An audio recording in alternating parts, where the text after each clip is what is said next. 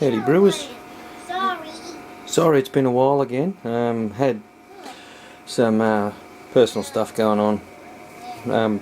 But we're doing a brew day today. It's a Fuller's London Pride clone. So we've got our brewing salt addition, which is 1 teaspoon of gypsum, 1 teaspoon of calcium chloride and half a teaspoon of Epsom salts or magnesium sulfate.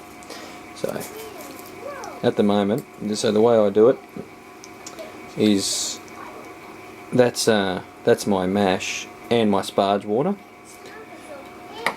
all in the Grandfather, because I like to sparge virtually with the same water that I'm mashing with,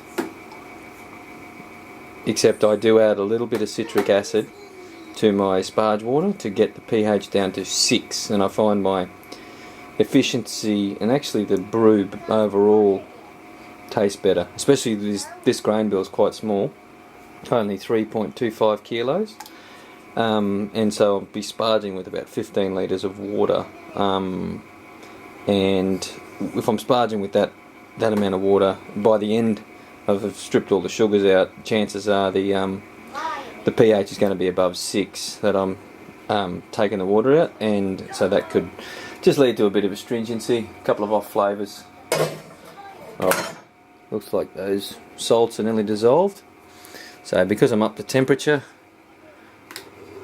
I'll transfer the required amount of Sparge water into my urn, and then I should have just the right amount in my Grandfather.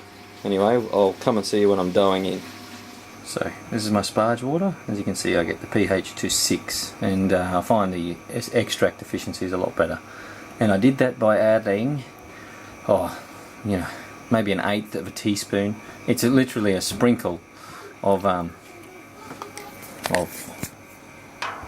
citric acid. Okay, I've mashed in. My pH is 5.3.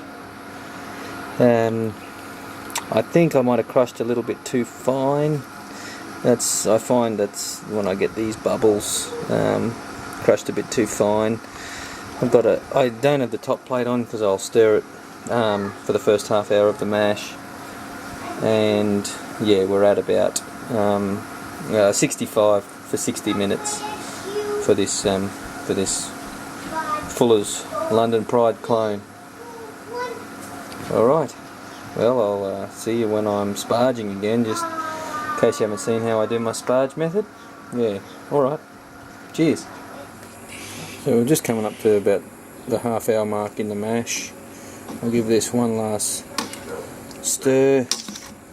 If you don't do this, it doesn't really matter.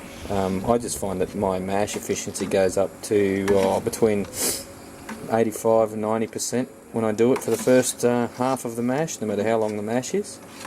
Today, just a pretty simple single infusion mash at 65 degrees to get a medium light body for this English bitter. And you don't have to stir it much, just enough to the bottom of the grain bed.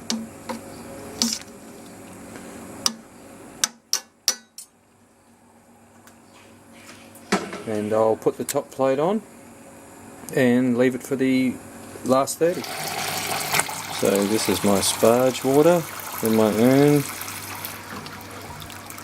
just a litre at a time. And I find if I make it so my Grandfather's a few steps away,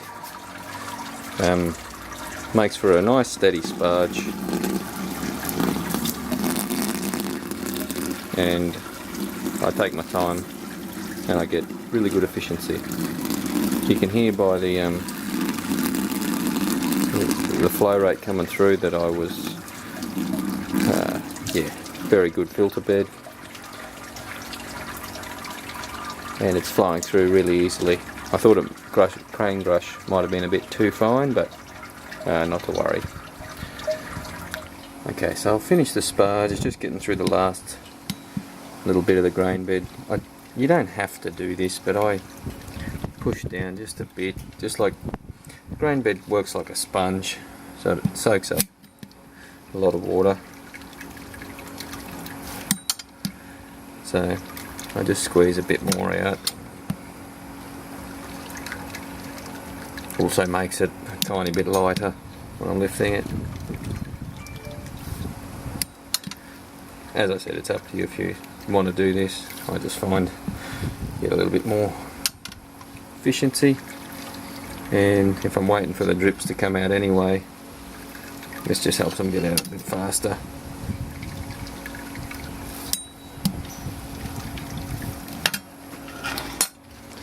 Alright, just coming up to boil.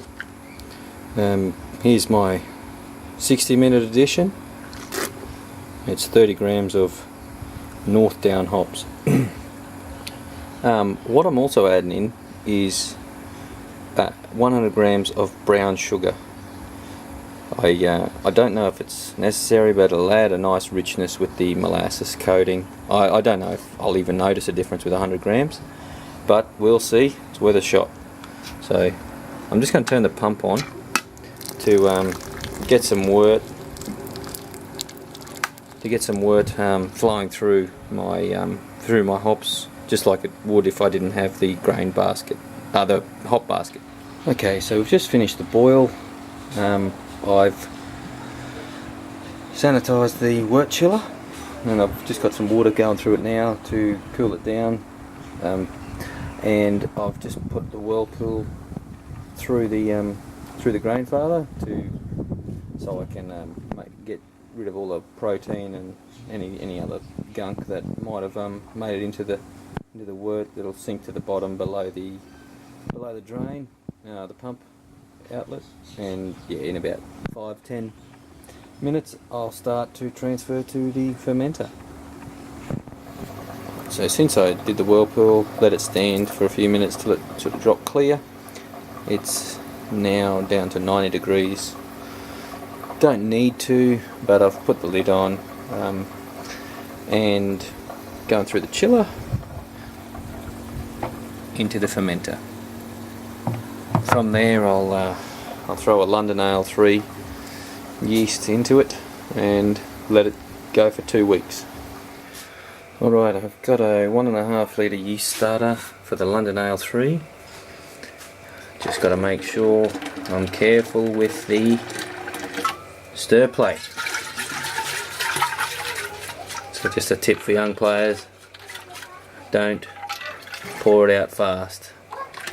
I've aerated the wort.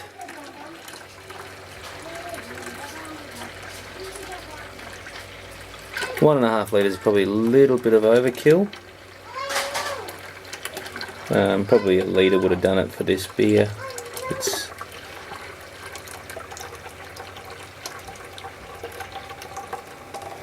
But it's okay.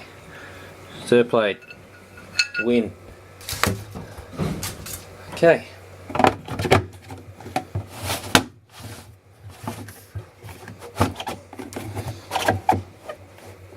Alright. And we'll leave that for 2 weeks and then we'll keg. Happy brew day. Cheers.